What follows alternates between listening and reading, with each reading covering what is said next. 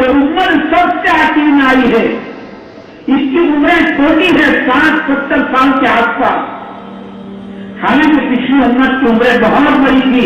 ایک بڑھیا موسیٰ علیہ السلام کے پاس روتے روتے آئی، کہا بڑی کیا ہوا کیوں روتی ہو؟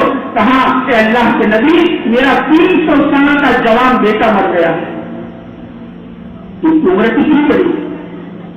اس امت کی عمر بہت چھوٹی، 60-70 سال کے آس پاس، اس کا عبادت کا زمانہ بہت تھوڑا ہے۔ 15 سال بچپنے کے معاف ہو گئے، 15 سال چھوٹے چھوٹے گزر گئے، ابھی 30 سال کا اس کا عبادت کا زمانہ ہے۔ اس کا عبادت کا زمانہ بہت تھوڑا ہے، یہ سب سے آخر میں آئی ہے، اس کا دین آسان ہے، لیکن کیا بات ہے، یہ امت قیامت کے دن سب سے پہلے جنت میں داخل ہو جائے گی۔ جنت تمام امت پر حرام جہاں تک میری امت جنت میں داخل نہ ہو جائے۔ یہ پیارے حدیث کے صدقے میں ملا، جنتوں کی 120 صفیں ہوگی، اس میں سے 80 صف یہ امتی کی ہوگی۔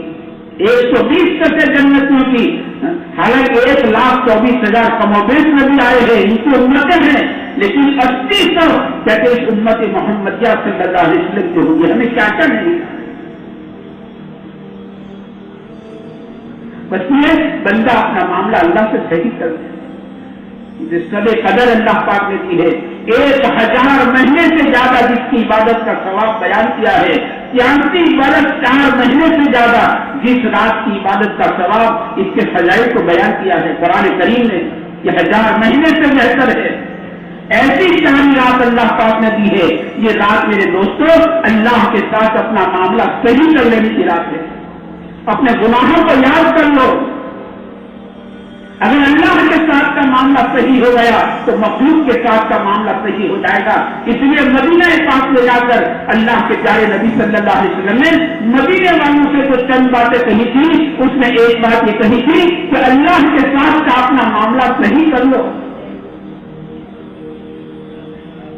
زمین پر جو حالات آتے ہیں میرے بھائیوں، یہ زمین پر حالات ایسے نہیں آتے جیسے قرآن کریم نے کہا کہ تمہارے ہاتھوں کی ہوئی کمائی ہے۔ اس نے فرمایا یہ حالات جو ہے یہ اعمال کی بدلی ہوئی شکل ہے، جیسے اعمال ایسے حالات، خود کی شریر میں جو بھی حالات آتے ہیں یہ تمہارے ہاتھوں کی ہوئی کمائی ہے۔ اس نے کہا کہ چلتے چلتے ٹھوکر کا لگ جانا، جیسے اس کا تعلق کسی گناہ کے ساتھ ہے۔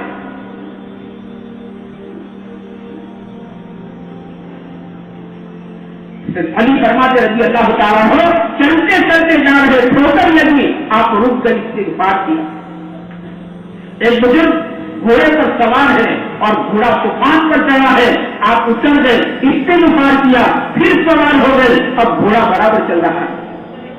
ایک بزرگ کہتے ہیں کہ مجھ سے جب اللہ کی نافرمانی ہو جاتی ہے، میں اس کا اثر میری بیوی میں بھی دیکھتا ہوں اور میری بکری میں بھی دیکھتا ہوں کہ بیوی کو بلاتا ہوں تو بیوی بھی نہیں آتی اور بکری کو بلاتا ہوں تو بکری بھی نہیں آتی۔ نافرمانی کا اثر ہے،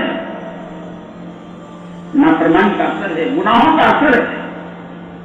اسے راتیں اللہ پاک نے دی ہے میرے دوستوں، ہم اللہ کے ساتھ اپنا معاملہ صحیح کر لیں۔ رو لیں، ہم تو رونے والے نبی کی امتی ہے نا، ایک ہم رونا بھول چکے ہیں۔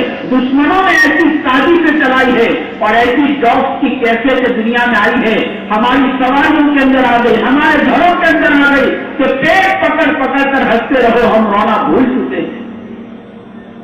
ہم تو رونے والے نبی کی امتی ہیں، ہمارا کام تو رونا تھا، ہمارا کام رونا تھا۔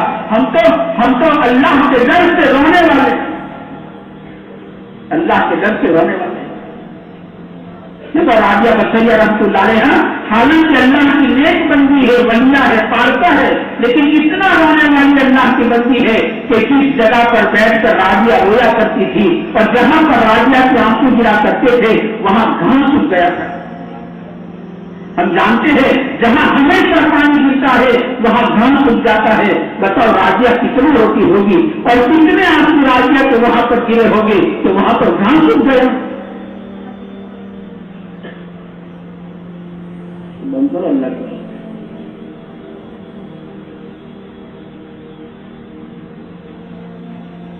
ہمارا کام تو رونا، ہم تو رونے والے نبی आखिरत के गम में रोना, आखिरत के गम में रहना, मौत है, कब्र है, ये सारी घाटों से हमें गुजरना है। कयामत के दिन अल्लाह के सामने खड़ा होना है, तो सिरात पर से गुजरना है, जन्नत में जाना है, जहन्नम से बचना है, आखिरत के गम में रोना। प्यारे आका सल्लल्लाहु अलैहि वसल्लम तशरीफ लाए घर में, हमारी अम्मी जान रो रही थी। पूछा ऐसा क्यों रोती हो?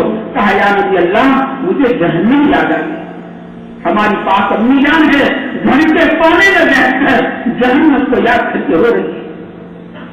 हमारा काम तो ये था, औलाद की बेदीनी पर रोना, उम्मत के गम में रोना, हमारा काम रोना था। हम तो रोने वाले नबी के उम्मती हैं।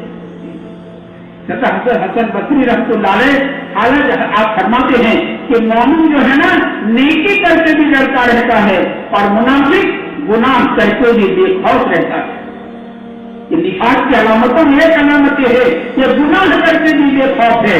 गाली बोलकर, झूठ बोलकर, झूठी सब्ज़ी खाकर, गंदा देखकर, मोबाइलों में गंदा देखकर, ये सराई औरतों को देखकर ये बेखौफ है।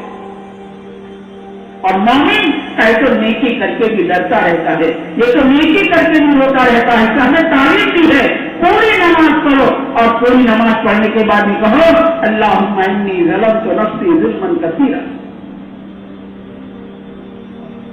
पूरी नमाज के बाद पूरा दिन रोजा रखा है, अल्लाह की मोहब्बत में भूखा रहा, प्यासा रहा, और इफ्तार के वक्त कहता है या वासी अल फज़्ल इग़फ़िरली, ऐ वसी रहमत वाले, ऐ वसी तेरा फजल वसी है, मैं तो गुनहगार हूं, मेरे गुनाह को माफ कर दे। हालांकि भूखा रहा, प्यासा रहा, अल्लाह की मोहब्बत में रहा, लेकिन कहता है कि अल्लाह मैं तो गुनहगार हूं, तेरा फजल बड़ा वसी है, या अल्लाह मुझे माफ कर दे, मेरे गुनाह को माफ कर दे। नेकी करके डरना आदम अलैहिस्सलाम का रास्ता है जो अल्लाह से करीब कर देता है, और नीडर बन जाना ये शैतान का रास्ता है, ये अल्लाह ताला से दूर करता जाता है।